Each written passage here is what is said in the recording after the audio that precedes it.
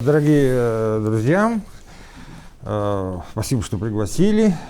Я специалист в области экономической истории. Я занимаюсь экономической историей, продовольственные рынки, торговля, транспорт. Последние годы занимаюсь финансами. Вот у меня вышла совершенно новая книга по Волжско-Камскому коммерческому банку. Он находится, здание его сохранилось. Ниже памятника Акмуле по улице стоит такое длинное здание. Это вот бывшее уфимское отделение Волжско-Камского банка. Это был крупнейший банк, частный банк. Это был вообще один из крупнейших банков России. А в нашем регионе вот этот банк, уфимское отделение, это 60% оборота капитала. В 2 раза больше, чем Госбанк. Это был монополист, можно сказать, на нашем финансовом рынке в течение многих десятилетий. Вот я его привез в качестве подарка. Если кто интересуется, только финансовая история. Здесь у меня безналичный расчет, векселя, трансферты. В общем, такая вещь не для рядового, так сказать, краеведа. Тема, которую меня попросили сегодня выступить, это действительно тема совершенно неизученная, абсолютно неизвестная. Никто ничего не знает.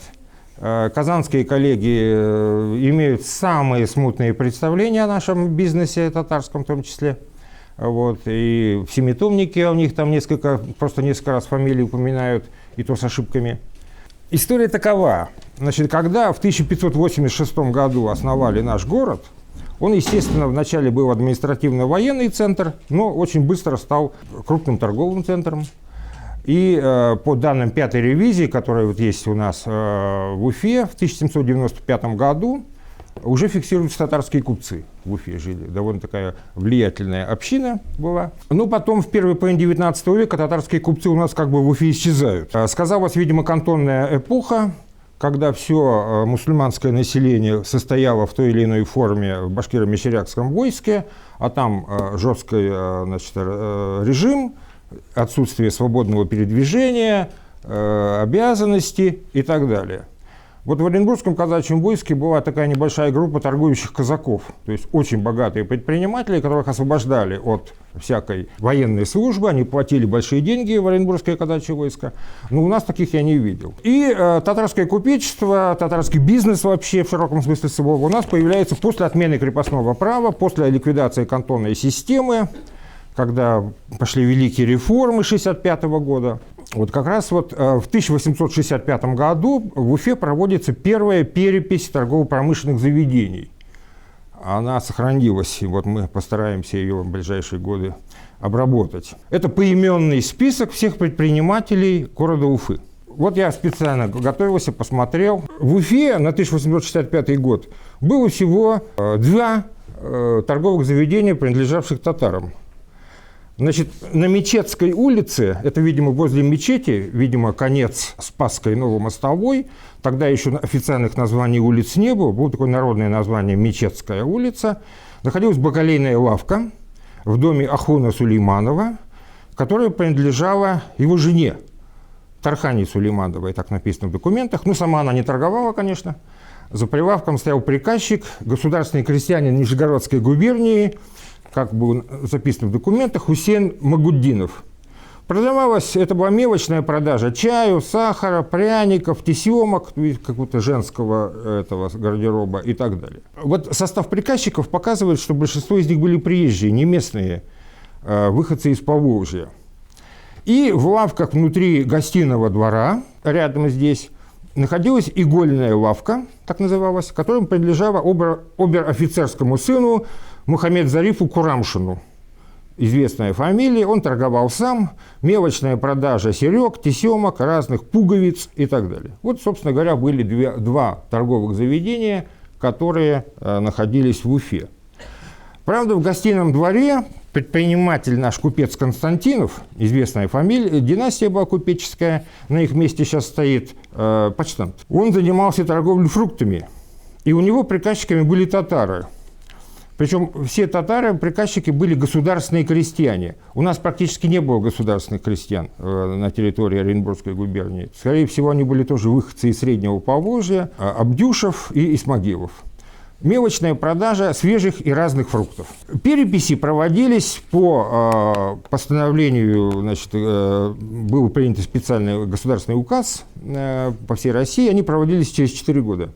И уже в 1869 году мы видим стремительный рост татарского бизнеса в Уфе. Появляется очень большое количество татарских предпринимателей, которые несколько специализируются на некоторых видах товаров. И вот почему-то, я сам с удивлением обнаружил, первоначально татарские предприниматели специализировались на торговле фруктами. Было сразу 3 фруктовых, как тогда писали, подвала, видимо, в гостином дворе подвальные помещения. Торговали розничная продажа фруктов, не обязательно свежих. Торговал, значит, крестьянин Цивильского уезда деревни Бакирчей Фахруддин Хуснуддинов. Ему принадлежали 2 лавки.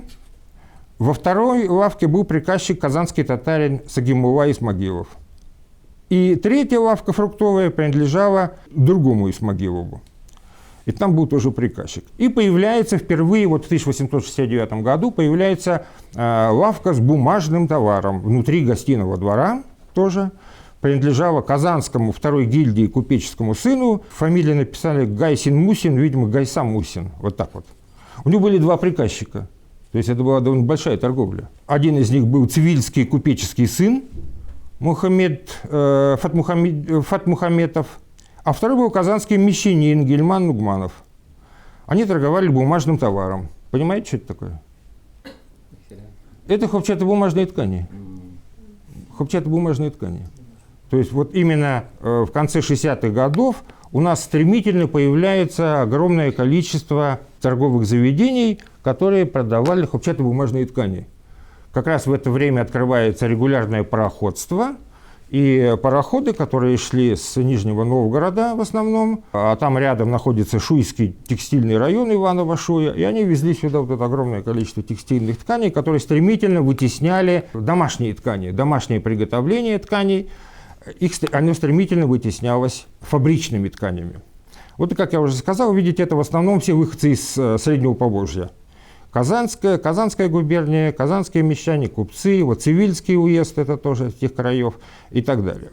Значит, торговля хлопчатобумажными тканями станет одним из основных направлений развития татарского бизнеса. Когда я работал в Краеведческом музее, там у них есть свой фонд, я нашел интересный документ, уже, правда, начала 20 века. Музейщики обратились в Стерлибашево, там была известная эта династия Тукаевых, да, Тукаевых? Да. Я уж не помню его. Он был такой очень известный человек. Они к нему обратились с просьбой, чтобы он им достал женский мишарский костюм для музея. Мулла собрал бабушек в мечети, объяснил, что вот надо подарить музею, туда-сюда. Бабушки все сказали: да, помним, да, знаем, ни у кого нет. То есть все уже перешли на фабричные ткани, на производство фабричных, значит, тканей. Затем источником по развитию татарского бизнеса это, конечно, стали вот наши финансовые материалы. В 1865 году открывается Госбанк. Здание его исторически сохранилось под более поздней постройки. А в 1873 году к нам приезжает вот этот Волжско-Камский коммерческий банк. Это был гигантский банк, крупнейший банк Российской империи. И в 1873 году у нас открывается отделение банка. Оно в этом доме и находилось практически всегда, большую часть своей истории. Значит, архивы этого банка сохранились. И вот здесь я имею счастливую возможность, в отличие от своих, например, западноевропейских коллег, я, значит, работал, это Петербургский архив, сохранились как бы личные счета. То есть я как бы получил информацию, сколько у каждого из вас на карточке лежит денег. Вот. Понимаете? То есть это строго конфиденциальная информация, которая в то времена никогда не публиковалась. И западноевропейские историки не могут так работать, потому что большинство вот этих банков, они существуют до сегодняшнего времени. Там во Франции, в Швейцарии, в Америке и так далее. И тайна вкладов, она до сих пор существует. И даже вклады людей, которые жили там 100 лет назад, они фактически засекречены. У меня один знакомый немецкий историк, и он изучает вот одну из крупных хлеботорговых компаний, Уи-Дрейфус и Компани, которая работала у нас в Уфе, в Давлеканово.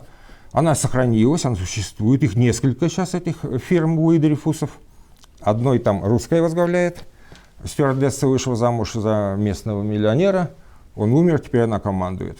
А главная фирма находится в Америке, в Нью-Йорке. Это крупнейший зерновой трейдер, 4-е место в мире. И он, значит, такой очень шустрый немец, связался с ними, чтобы посмотреть их ведомственный архив 150-летней давности. Они его замучили. Пиар-служба его буквально мурыжила. Что вы хотите узнать, зачем вам это нужно, не нанесет ли это вреда репутации нашей фирмы? В конце концов, он пробился туда, причем он мне сам говорил, меня пустили только потому, что я западный немец. Если бы я был из восточной части Германии, мне вообще со мной даже разговаривать не стали.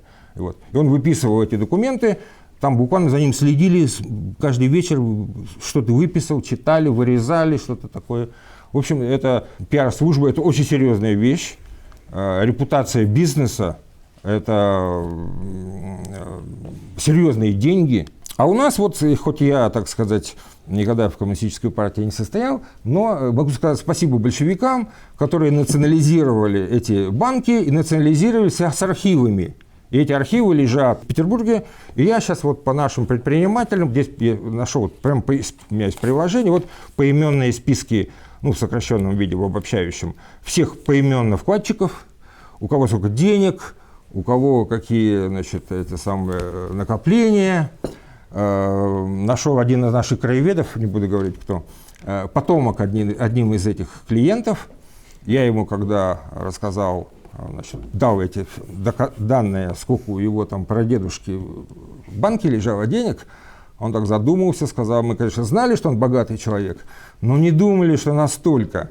Вот. И теперь, когда мы встречаемся с ним, я всегда шучу, там этот красный Феррари не ваш стоит. Вот, то есть это уникальные материалы, это строго конфиденциальная информация, это, значит, торговые сделки. Если бы я по современному банку такие вещи опубликовал, меня бы посадили в тюрьму. И вот эти банки, они, вот эти материалы, вот первый Северокамский банк, он был практически монополистом у нас. Потому что когда банки открылись, начали открываться отделения банков, потом, а царское правительство к банкам относилось очень подозрительно, не любили наши императоры, значит, капитализм. Вот. И поэтому они приняли закон, что если в каком-то городе уже открылось отделение банка, второму банку туда нельзя. И так до практически 1905 года у нас был один единственный банк частный. Огромный, крупнейший банк, великолепная отчетность, все сохранилось. У него были отделения по всей стране. И вот там действительно и были вкладчики. К столетию республики был сборник выпущен, Эльдар Махмудович знает. Я посмотрел, там упоминаются и мусульманские вкладчики, клиенты. То есть здесь в основном клиентами, конечно, были предприниматели и средний класс. То есть минимальная сумма вклада 100 рублей.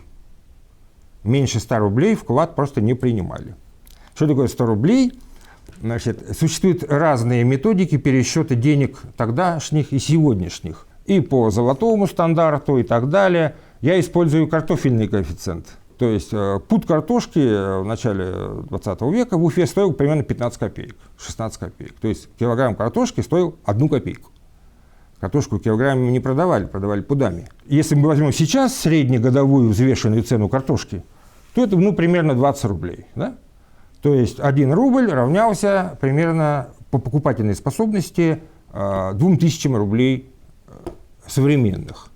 То есть в уфимском ресторане хорошем, хороший обед из 3 блюд, туда-сюда, это где-то 70-80 копеек.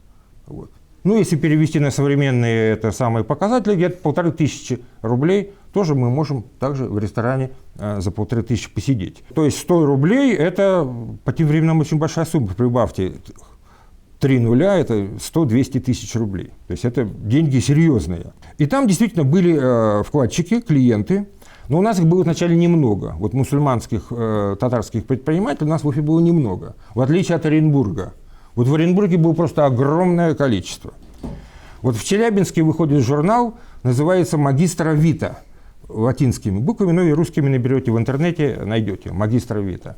Вот. У меня там в прошлом году вышли 2 статьи, я там опубликовал материалы по Оренбургу. Огромное количество вкладчиков, мусульман, причем со всей Российской империи.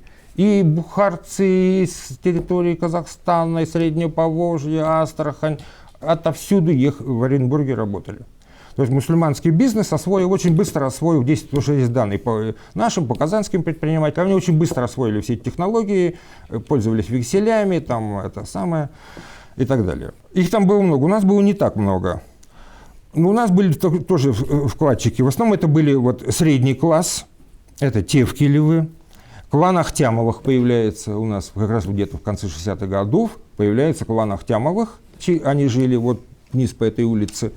Нет, они жили на Пушкина внизу, где сейчас новые дома построили. Их совсем недавно снесли, такие хорошие были двухэтажные дома. Они там жили. Вот они занимались тоже, такой бизнес у них был средний, непонятный. Были крупные, значит, проникали предприниматели из Казани, торговый дом Субаева, Рахметуллина, и местные предприниматели. Но должен сказать, что история совершенно не изучена. Вот мы совершенно не знаем историю вот татарского бизнеса. Я ищу даже вот аспирантов, которые бы умели читать арабографичные тексты. Нам нужно смотреть метрики городских мечетей, в первую очередь по метрикам, потому что история бизнеса – это история семьи всегда. Вот. История бизнеса – история семьи. 90% бизнесов погибает на 3-м поколении. Вот. В современной России уже на 2-м поколении, потому что детей мало. И действительно всплывает несколько фамилий такого очень крупного масштаба татарских предпринимателей, очень крупных, о которых мы знаем, так сказать, очень мало. Вот самый первый из них это был Утямышев. Утямышев это был стерлитамакский предприниматель, Зариф, если я не ошибаюсь, Исмагилович, отчество его звали. Он очень долго работал у нас на нашем рынке. Очень долго работал. Он первый, кто вошел. Я составил, так сказать, список Forbes. То есть первую десятку самых крупных предпринимателей по обороту капитала. Вот Утямышев первый, кто попал в эту первую десятку. Он работал у нас, в Уфе, в Стерлитамаке, потом он уезжает в Казань, открывает там вместе с компаньонами фабрику суконную в текстильной промышленности, но потом возвращается опять сюда. Значит, характер бизнеса, вот финансовые документы, это вообще очень серьезный источник, но у него недостатки. То есть мы знаем финансы, мы знаем деньги, но мы не знаем, о чем они конкретно занимались.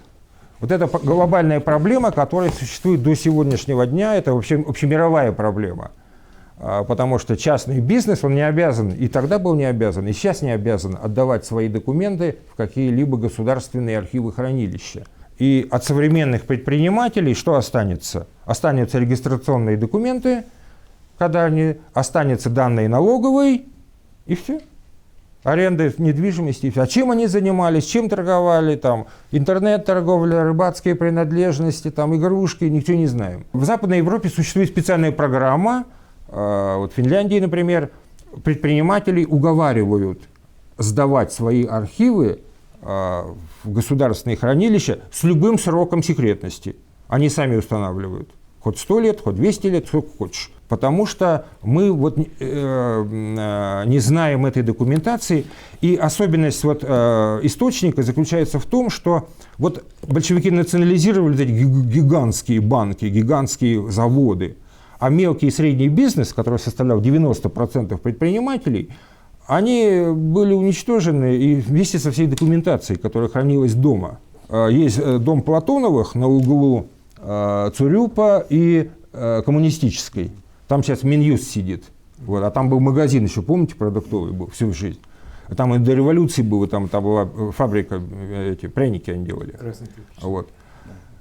И когда у нас есть в Уфе так, любители краеведы, которые шастают по чердакам, собирают всякие эти самые, роются старье, они мне рассказывали, когда вот юристы взяли этот дом, им отдали, и они стали делать капитальный ремонт, весь чердак дома был засыпан бумагами делопроизводственными вперемешку с птичьим пометом. Они, говорят, вывезли там пару самосвалов. То есть, когда эту фирму национализировали, они просто выкинули бумаги наверх. Они так все 70 лет советской власти и пролежали там. Я говорю, что-нибудь успели взять? Он говорит, ну там какие-то листочки успели набрать и так далее. То есть, вот внутренний характер бизнеса мы не знаем.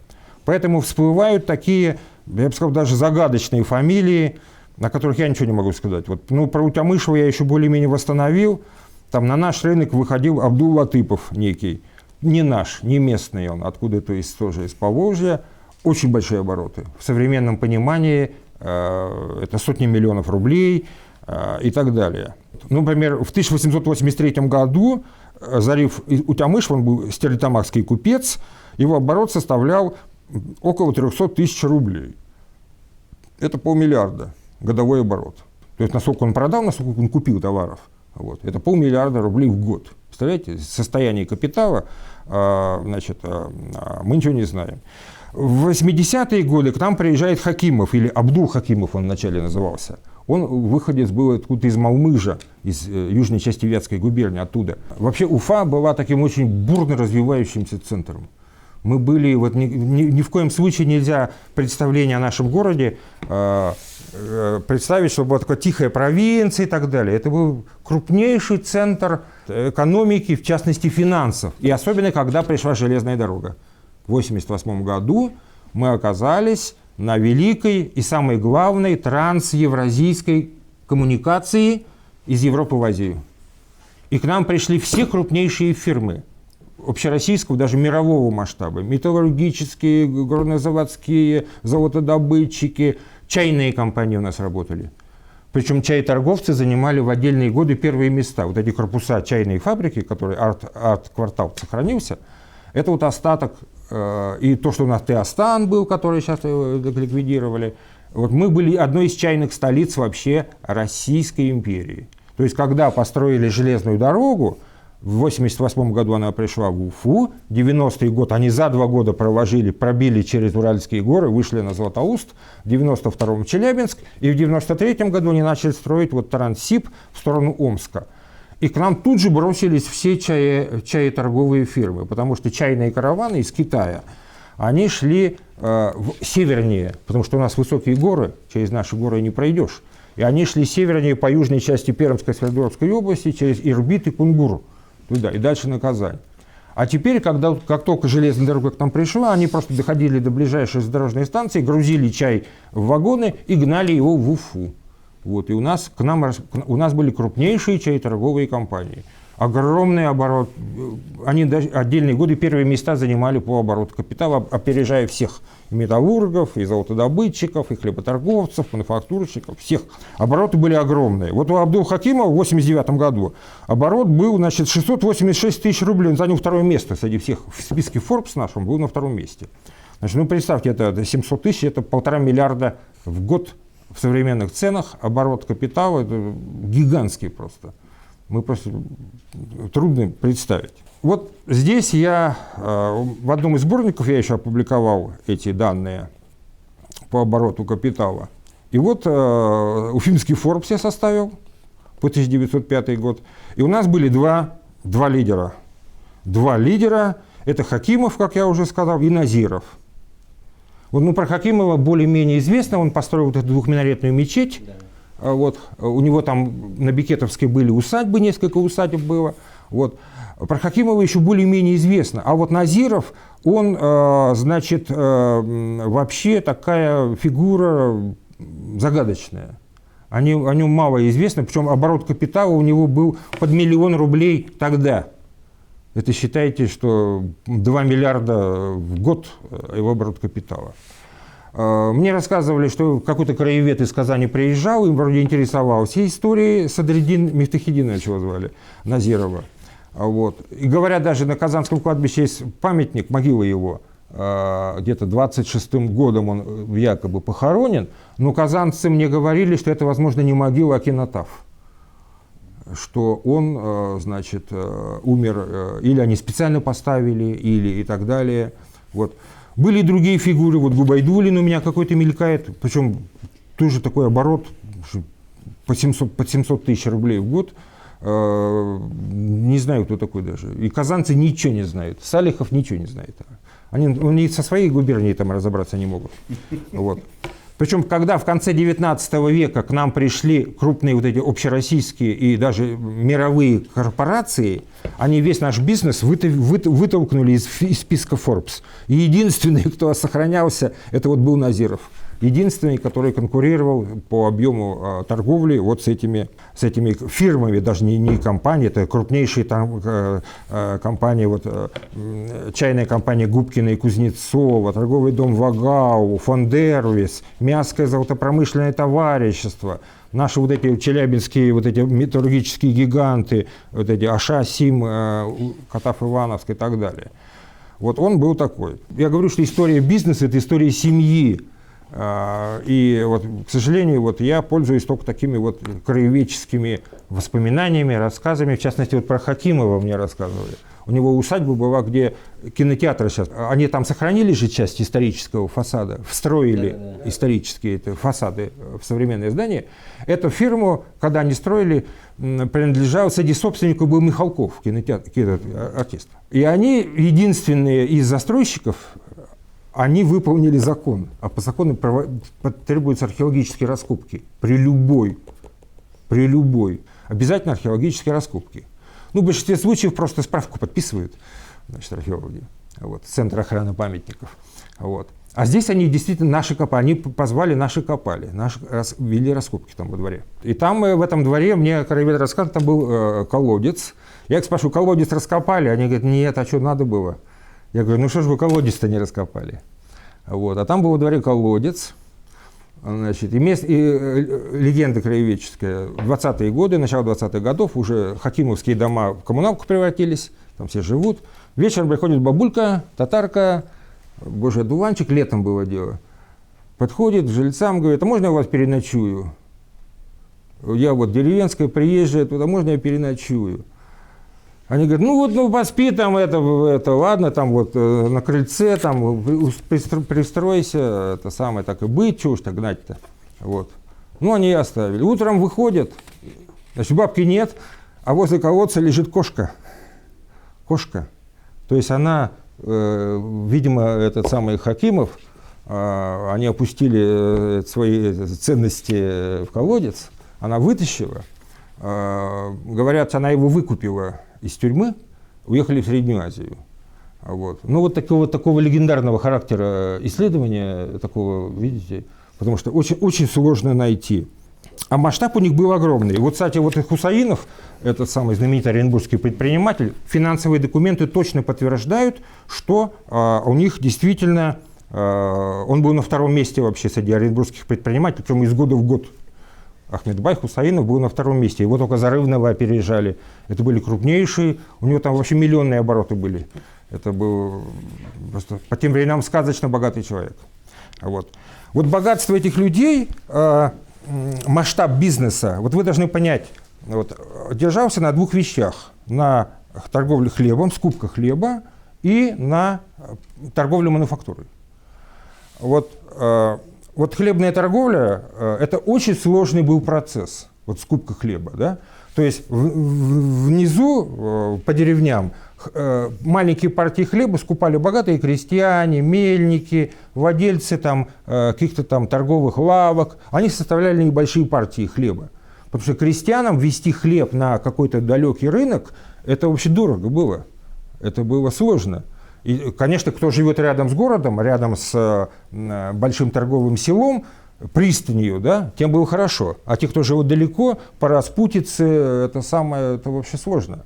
Поэтому хлебные партии составляли. Потом были такие более среднего масштаба скупщики, которые работали в пределах там несколько властей, в пределах района и составляли уже такие более крупные партии хлеба, скупали хлеб у рядового населения. И потом уже они поставляли хлеб на пристани, на железнодорожные станции, а там уже работали экспортеры. Приезжали к нам крупные заготовители из Петербурга. В основном наш хлеб шел в Рыбинск. 97% хлеба нашего шел в Рыбинск. С речных пристаней шел в Рыбинск. А Рыбинск это был как бы распределительный центр, откуда шел снабжение в Петербург, Москву и вот балтийские порты на экспорт. Вот. У нас очень много хлеба шло на экспорт. И вот эта вот система заготовок, она требует, то есть она была как бы многослойная система заготовок хлеба. И там были нужны, как бы были посредники. То есть люди, которые знают местных, которые общаются. И, естественно, вот в татарской среде, в тех районах, где татары составляли, так сказать, абсолютное большинство населения, естественно, предприниматели татары, они имели преимущество. Но русские тоже нанимали там этих татарских как бы приказчиков. Рынок диктовал жесткие условия. Например, фирма у нас на рынке швейных машинок, фирма Зингера у нас была монополистом. То есть все остальные фирмы практически были вытеснены. Так вот, фирма Зингер специально нанимала своих, как сейчас говорят, в то время говорили, коми-вояжеров с обязательным сознанием татарского языка, чтобы они продавали вот швейные машинки, вот уже могли с рядовым населением, так сказать, и так далее. И вот эти вот хлеботорговцы, и Хакимов, и Назиров, и Хусаинов в Оренбурге, они создали вот эту свою национальную систему заготовителей, которая как бы в конкуренции опережала, обгоняла русских предпринимателей, которым это было сложнее, да? Поэтому они создавали такой большой объем торговли. И обратная сторона – это мануфактурная торговля.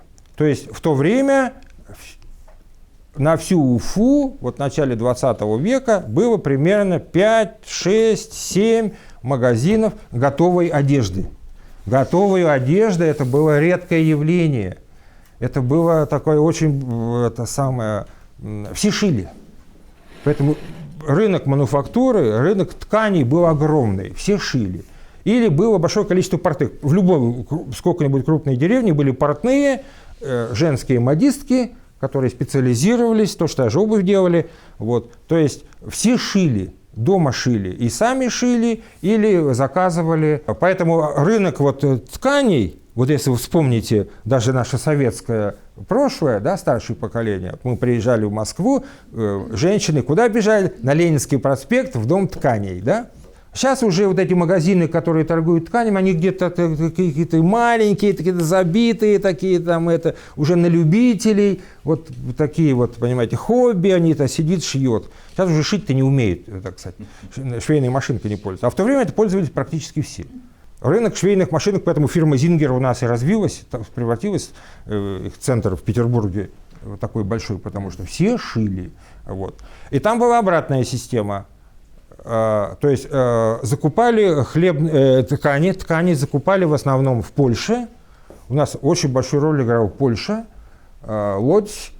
Примерно 30%, у меня есть специальная публикация, 30% рынка, уфимского рынка шерстяных тканей это была Польша из Лодзи. По хлопчатобумажным тканям местным 15. Да, Лодзь это Российская империя тогда. Да, потом, она входила в Российскую империю. Потом, значит, Иваново и вот эти вот татарские Назиров, там Хакимов, они, наверное, месяцами сидели там в Петербурге, в Иваново, в Нарве, в Москве, в Лодзи. Они постоянно там болтались, закупали там большие оптовые партии, привозили сюда. Здесь были у них оптовые склады. Вот, и они распределяли по маленьким этим деревенским магазинчикам, которые тоже работали. Но торговля тканями, она была в значительной степени велась кредит.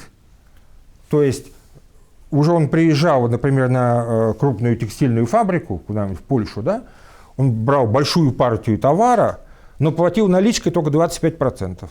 Под остальное выписывали векселя, долговые расписки. Вот, о которых я пишу. Это 9-месячная долговая расписка. Вот. И он точно так же приезжал сюда, в Уфу, привозил ткань, продавал этим маленьким продавцам, деревенским торговцам мануфактуры, примерно по такой же схеме. Они ему 25% отдавали наличкой, а на 75% выписывали векселя, долговые расписки. Вот такая система, она требует чего? Она требует доверия. Доверие. То есть предприниматель должен доверять вот своим контрагентам, он должен их знать. Естественно, вот национальный фактор имел очень большое значение, то есть он должен знать человека-то. Вот. Поэтому вот у нас где-то в 2010 году, сейчас не помню, у меня есть книжка по бирже, Уфимской бирже, я там пишу. Вот. Там у нас из Кармаскалов был очень крупный предприниматель Рахманкулов, он занимался вот этой торговлей, оптовой торговец мануфактурой. И он внезапно умер. И там вообще весь рынок пришел в такое сотрясение, потому что все на доверии держалось. На доверии, все доверяли и так далее.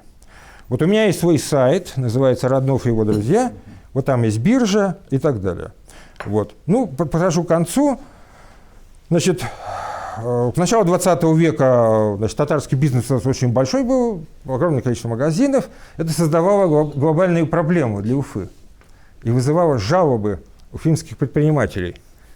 Дело в том, что по законам Российской империи, как сейчас, были как бы официальные праздники.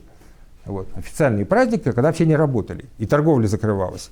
Но были еще религиозные праздники, потому что православная церковь была как бы идеологической. То есть православные праздники, православные, значит, торговцы не работали, а мусульманские праздники, мусульманские торговцы не работали. Разница только в том, что у мусульман там один байрам, второй байрам и все. А у русских, как говорит татарская поговорка, каждый день праздник. Вот. Двунадесятые праздники, большая это самое, да, вот эти, Рождество. И, в общем, создавало глобальную проблему. Для русских предпринимателей Уфы это была колоссальная проблема. Они в итоге написали жалобу в городскую думу. Вот. Потому что православные праздничные дни, они были вынуждены закрываться, а рядом конкурент татарин у Зуфарыча, как говорится, двери не закрывается. Потому что праздник, сами понимаете, люди гуляют, что-то надо купить, что-то надо там деньги давать. Причем не думайте, что это речь идет о маленьких магазинчиках. Вот гостиный двор, да, там в основном были крупные, в основном русские предприниматели. А напротив, через Александровскую Карла Маркса, там же старый универмаг стоял, Каримова и Шамигулова. Это было одно из самых передовых современных торговых предприятий. Они были первыми дилерами по торговле галошами. Вот. И все за галошами ходили туда. Там у них было свое электрическое освещение. Вот. Представляете, вот вечером какой-то там праздничный день, православный праздник, гостиный двор в темноте, а там сияет огнями. Такая же проблема была в Казани. Но в Казани Уфа отличается от Казани, от Оренбурга тем, что у нас никогда не было татарского квартала, татарского как бы гетто, вот, как у них татарская слобода. У нас русские татары жили всегда вперемешку. У нас татарская слобода вообще-то была. Ну, это в начале 17 веке, там, это маленькое. Вот. Удельный вес татар был прям равномерный по всем районам. В Казани, если там надо тебе поехать в магазин, ты хоть должен извозчика взять и поехать в татарскую слободу. А у нас никуда ехать не надо, вон на углу, пожалуйста, значит, у Зуфарыча все есть, а для своих он из-под прилавка и что надо, и не надо продаст. Вот. Поэтому это была просто головная боль. И в итоге, значит, русские предприниматели составили петицию, направили в городскую думу, дескать, либо нам разрешите торговать, либо татарам запретить. Но там война началась, ничего не кончилось. Вот. И последнее, что я хочу сказать, вот... я подарить уже не могу. Вот я член, значит, правления Собора русских Башкортостана. Мы в прошлом году выиграли большой президентский грант и издали вот пятитомник, назвали его «Исторические портреты». И вот среди всего мы опубликовали интересные материалы по домовладельцам. Ведь собственность, бизнес – это ведь не только там, торговля. Это в том числе и недвижимость домовладельцев. Понимаете? Вот мы вот сидим на улице Александровской, да? Вот. Мы сидим по Карла Маркса, у нас 3. Да. В Уфе введена петербургская система нумерации улиц. То есть северо-западные улицы нечетные, юго-восточные четные. Вот мы сидим на северной нечетной стороне, да? А вот если мы перейдем на другую сторону, да, вот все представили, значит, институт Дом Малло, где работает, значит, да, вот, и идем дальше, следующее, где вот, где сейчас вот этот суд сидит, и мы попадаем, дом Завьяловой куплен в 17 году крупными предпринимателями Ишмаевыми, очень крупные были предприниматели в районе этих самых Кушнаренкова, они очень крупный был хлеботорговец, он был сперва приказчиком большой фирмы, потом создал свой бизнес, создал крупную фирму, был агрохолдинг создал свой, в гражданскую войну создал отряд и воевал с красными. Вот. Да. Вот. Потом дальше идем, дом Меклера купил Хакимов, уже Мухаммед Назиб Абдул-Латифович, это сын.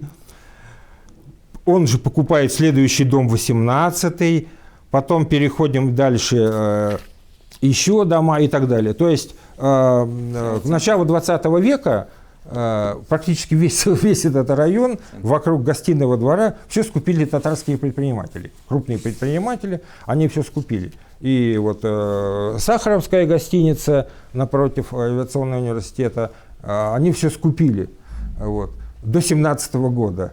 В 17 году они все продали еврейским предпринимателям. Почему-то татары не поверили в революцию, татарские предприниматели, они все продали евреям. Евреи верили в революцию, но большевики отобрали у них все. Вот. Вот. То есть очень интересный материал. Вот здесь данные по домовладениям. Мы передали эту книгу, она сидит в библиотеках, 4-й том в библиотеках, то есть все адреса. Здесь есть данные по собственности, купчие, кто когда купил, когда имущество перешло, и стоимость усадьбы в рублях, то есть примерно можно понять, большая была усадьба и маленькая, потому что домовладение включало не только один дом, там могут быть и хозяйственные постройки, и то, и все, и всякие там эти бани и прочее. Вот такие дела. Все, вопросы? Пожалуйста, вопросы. Вопросы. Векселя банковские или именно векселя были?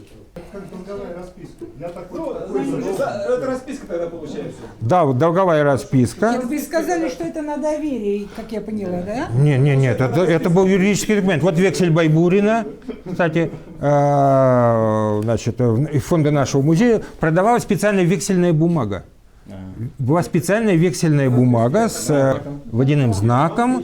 Она была разная по цене. То есть, если ты на очень большую сумму, ты должен купить вексельную бумагу дорогую. Она считалась за подписью, все это считался юридический акт, принимал любой суд. Вот. Это долговая расписка. Они поэтому и были краткосрочные, не больше 9 месяцев. Причем это по европейскому стандарту это очень длинный период. В Западной Европе там где-то 5-6 месяцев, не больше. Естественно, на доверии. Естественно, там ты покупаешь это самое. Махинаций был, я тут пишу.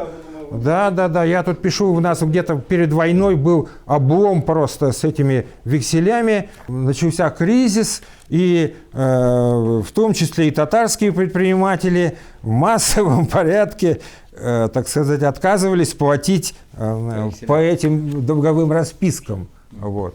Это массовое было явление, да, к сожалению. Вот. Да.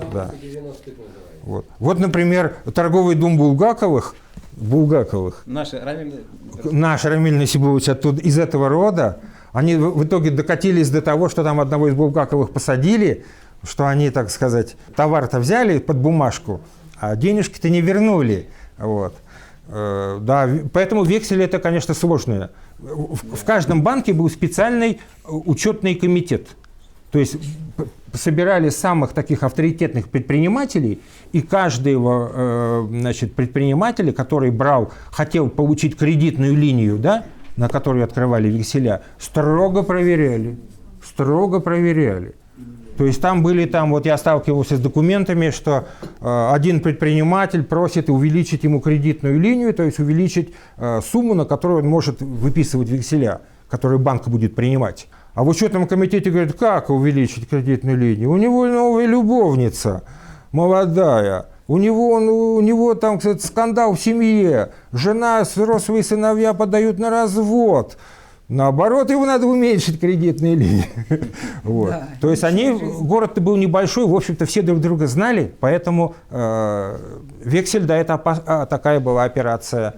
И сейчас она не очень развитая. Вот. Ну вот, что интересно в этой книжке, я обратил внимание, 150 лет назад у нас появился безналичный расчет.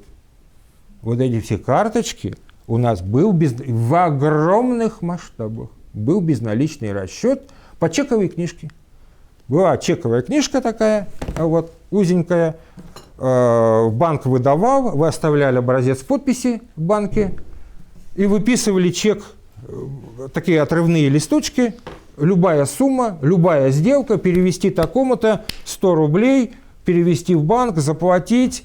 Отрывали этот чек, чек действовал на предъявителя, самому не обязательно было ходить в банк, можно было отправить своего приказчика, он действовал в течение нескольких дней, они приходили в банк и оформляли все сделки. Безналичный расчет был огромные масштабы получил. И, кстати говоря, по вот этому финансовому отношению, мы передовая страна в мире сейчас. Вот Мишустин, а учителем Мишустина был наш Букаев, мы передовая страна в мире. В Америке, например, до сих пор векселя используют. 60% рядовых жителей до сих пор используют векселя. И вот этого негра, которого придушили коленом-то, его в связи с чем? Он вексель пытался расплатиться векселем, так сказать, фальшивым, ну, кстати, не подкрепленным в магазине. Каменный век. У нас векселя только выписывают сейчас только очень крупные фирмы, так и на гигантские суммы денег вот, между собой. У нас-то вообще бизнес не изучен.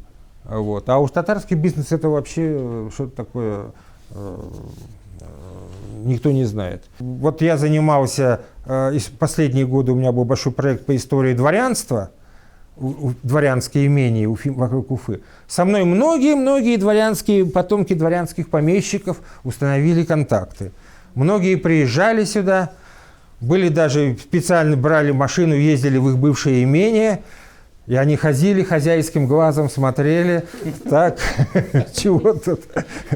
Вот. И купцы то же самое. Вот мы устанавливаем связи, так что давайте будем сотрудничать, будем контактировать.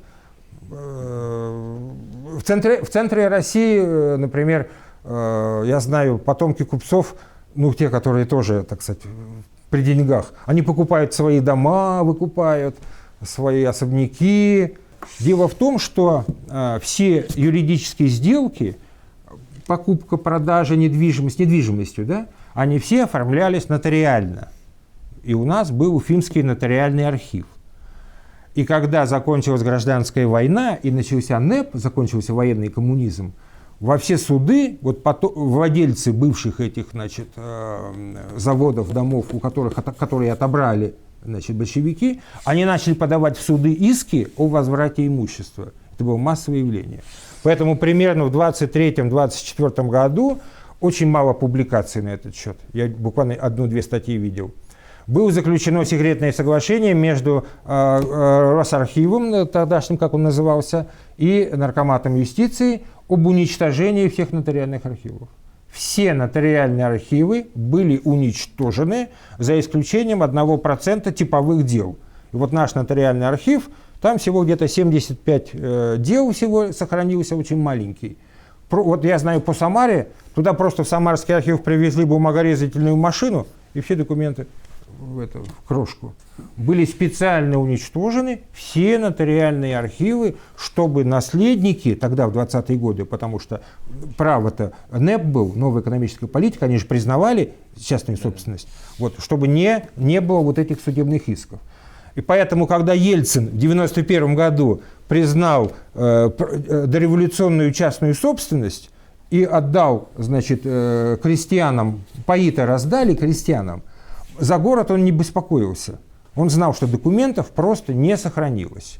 То есть нотариальные архивы были уничтожены, а в личных семейных архивах, если у вас в 1938 году нашли бы там Купчую крепость или там акты о собственности на домовладение, ну, любой советский суд принял бы это как, что вы ждете возврата, так сказать, буржуазно-помещичьего строя, и вам была бы гарантирована статья. Поэтому население само уничтожало. Вот я знаю строго конфиденциальную информацию, вот зря передаете. Вот. По Уфе я знаю несколько случаев, когда люди, опираясь на дореволюционные документы, сумели доказать право собственности на домовладение в Уфе.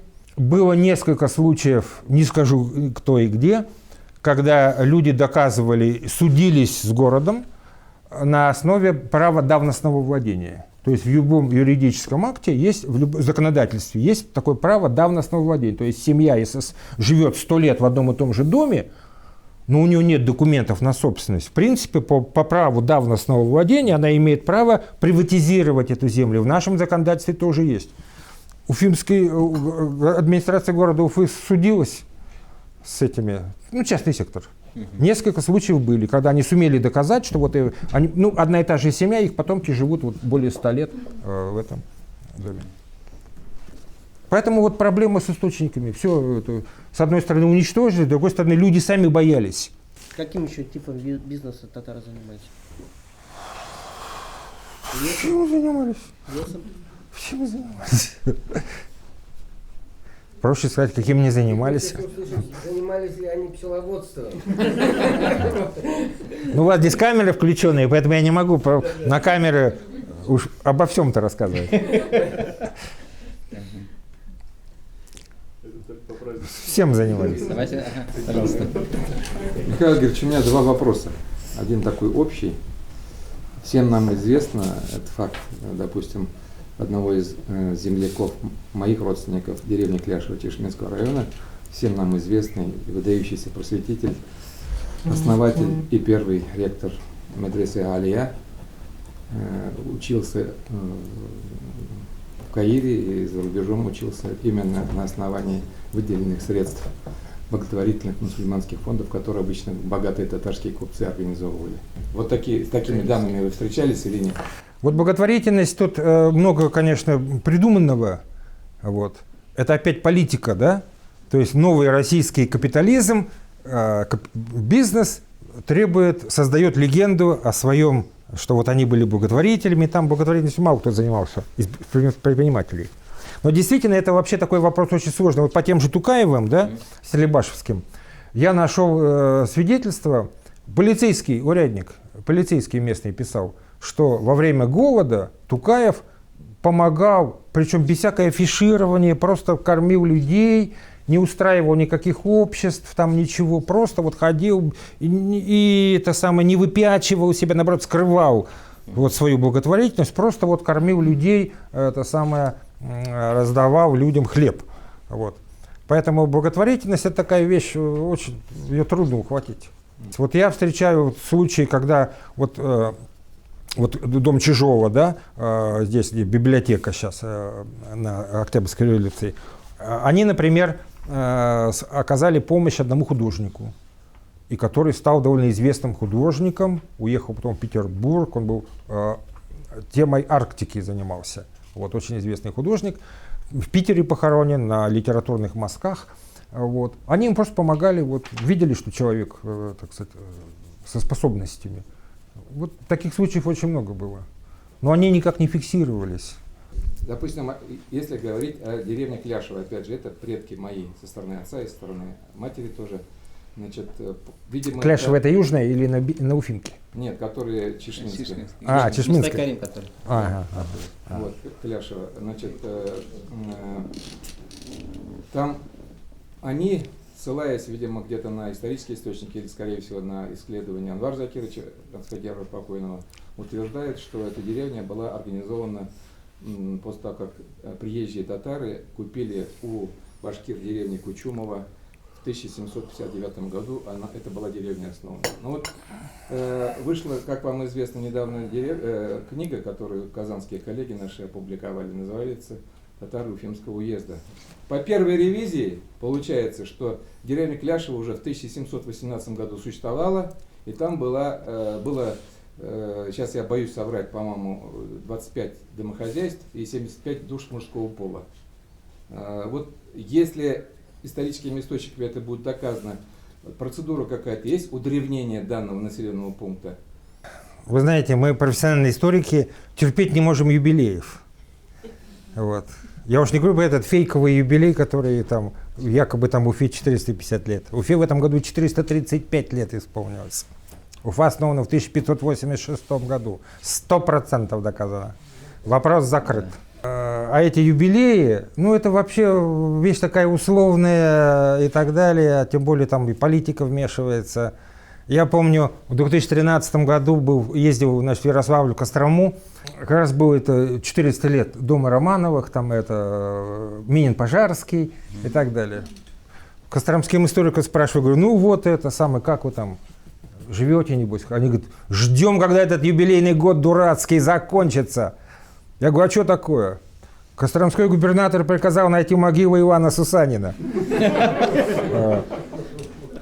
Значит, они это самое говорят, а там маленькое расстояние-то небольшое, где это все было, это все известно географически. Вот. Они говорят, ну что такого быть не может. Представляете, археологическая экспедиция работает в этом месте, вскрывает мужские захоронения начала 17 века. Археологи побелели от ужаса. Чиновники тут же разузнали, прибежали, их с трудом уговорили, чтобы они это позор они устраивали. Основание деревни – это, так сказать, сложный вопрос. Это если в ревизии есть, значит, она была. Если в ревизии есть, она была. Надо смотреть по возрасту родившихся, когда родились первые дети местные, кто приехал. Тут можно примерно прикинуть. Вот. Потом люди, так сказать, переезжали с места на место. Тут всякое могло быть. Да. И потом о наших предках нельзя думать, вот, что они были вот, главная проблема, беда. Вот то, что я доказываю, да, вот вы удивились безналичному расчету, все удивляются, между прочим. Миллиарды только в Уфе. Это эпизодически вспыхивала мода. И весь средний класс начинал заводить чековые книжки. Потом моя мода кончалась, потому что смысла не было в чековую книжку там на мелкие покупки-то делать. Предки наши были не дураки. Например, у меня есть одна статья, в Пензе опубликовал несколько лет назад. В 1801 году император Александр I разрешил крестьянам, не крепостным, но всем остальным, покупать землю в частную собственность. И наши крестьяне в массовом порядке покупали землю в частной собственности. И не только русские, татары, удмурты, марийцы. Вон за Красным Яром Кумликулево маленькая деревушка татарская. Они были крестьяне-собственники, они еще до отмены крепостного права оформили землю в частную собственность. Они были коллективные частные собственники на землю. И вот эти огромные деревни там в сторону Мишкина, в сторону Чекмагуша, там полно было этих деревень. Крестьяне знали законы, оформляли документы, все в частную собственность. Вот. Были частными собственниками. Самая большая собственность у кого была там, который успел купить из крестьян, из татар? Ну, они же деревнями покупали. А у этих помещиков, да. Видите, вот проблема в том, вот опять, вот все краеведы обычно опираются на дореволюционные документы и думают, что вот предки наши лучше знали, чем мы. Ничего подобного. Мы знаем лучше о жизни предков, чем это самое. Да. Вот, например, сейчас, если спросить в Башкирии, да, вот у нас выходят там журналы, там вот этот журнальчик Уфа выходит, да, маленький. Ну, слабо им сделать уфимский Forbes. Написать, кто у нас самые богатые в Уфе люди, кто владеет домами, пароходами, у кого какие большие состояния. Или кто у нас крупнейшие землевладельцы в Башкирии сейчас. У кого земля в личной собственности, сколько? Я знаю таких людей, у них огромные имения. Вот. Типа Мохова, что ли? Это секретная информация. А по дореволюционному периоду я вам прям поименно могу назвать, у кого сколько земли было. Видите? То есть мы, потомки, знаем больше о предках, вот, чем жители того времени. Потому что вот то, что мы называем конфиденциальная информация, коммерческая тайна, это самое... Только журналистское расследование начинает выяснять, что у него и то, и там заводы, и тут заводы, и тут как акции. И они, мы тоже о своих ничего не знаем. Да, и они ничего не знали. Да. Покупали землю. Как сочетается это с вотчинным правом, я хотел сказать, спросить. Ну, терялось потихоньку. Какое вотчина? У татар-то при чем здесь вотчина? Нет, земли-то, как сейчас они утверждают, типа... Только было. Значит, там был такой механизм. Наши крестьяне в нашей губернии, во-первых, это было по всей России. И на первом месте была Тверская губерния по количеству крестьян, купивших землю еще при крепостном праве в свою собственность. Вот. Причем царское правительство поддерживало их и специально старалось их не трогать, чтобы они не боялись. Вот. А по количеству земли мы были на первом месте, Оренбургской губернии. Это там северная Башкирия. Это Бирский уезд, Белебеевский, Уфимский и Златоустовский, северо-восток. Они покупали, значит, те, которые сидели на припущенной и арендованной земле у башкир, они использовали один юридический момент. То есть, когда башкиры заключали договор о припуске, там было два варианта, как бы. Первый вариант, значит, на определенный срок договор, да, на какое-то количество лет, а второй договор, и очень распространенный, то есть башкиры отдавали в аренду припущенникам землю на вечное пользование и им детям, и внукам, и справа, кстати, что они никому другому продать землю не могут. То есть фактически, вот если вы сдаете квартиру в аренду, да, сейчас, вы сдали квартиру арендатору и в договоре написали, что квартира арендуется его детям и внукам, и никому больше я другому эту квартиру в аренду сдать не могу. То есть вы фактически передали в пользование навечно эту квартиру, правильно? Вот то же самое было и тогда. И те, у кого были такие договора, сразу сообразили, подали документы в Петербург, и Петербург принял, да, это фактически это было пожизненное владение. И их признали частными собственниками. Огромное количество земли. А вот у меня вопрос хотел, что раз о земле возник. Вот из 17-го года переписи я узнаю, вот мне папа говорил, что мы были земельные. Это в Бакалинском районе Новокуручево, Камаевы. Они, их называли новые башкиры. Яма Башкиртлар, новые башкиры, и они записаны как вотчинники. Башкиры-вотчинники. Это по То есть они 17 это право- году? То есть они это право купили, что ли, вотчинники, Нет. получается? Совсем Какой другая. тут механизм? Ну, тут надо конкретную деревню посмотреть. Я так по памяти это не смогу сказать. Ну, да. Но вотчинное право появилось юридически только в 1864 году. Да. Никакой Иван Грозный никаким башкирам вотчинное право никогда не давал. Он и не мог им дать. Коллективного вотчинного права не существовало в эпоху Московского царства. Вотчину давали конкретно боярину Шуйскому Ивану Ивановичу, вот. Ну и его семье, естественно. Я недавно разговаривал в прошлом году на большой конференции с одним из ведущих специалистов по этой эпохе. Я его спросил, было коллективное вотчинное право? Он так подумал, говорит, романовские мурзы. Ну, вотчину получили романовские, семьи вот этих романовских мурзов, вот князья Юсупова из них вышли. Но у них-то были всякие там военные прислуга, там конюхи, там эти самые домашняя прислуга. Они-то не стали вотчинниками. Вот. Вотчинное право не давалось. Никакой Иван Грозный никаким башкирам ничего не давал. Это миф, ни одного доказательства нет. В связи с переписью, которая ожидает нас в этом году, у нас вот в Башкирии очень много будет в этом споров. году? Ну, в сентябре, скорее всего. Вот сначала в октябре прошлом году должны были, потом на апрель перенесли, сейчас уже на сентябрь перенесли. Может быть, даже еще дальше перенесут. Вот, ну, естественно... Что, запись перестали вести? Да, перестали. Можно уже... А то я могу рассказать про хозяйку, татарку крупнейшего публичного дома в Уфе. Это на десертах. Вот. Я знаю, что вы большой специалист по вот этим переписным делам, и по 17 году и так далее.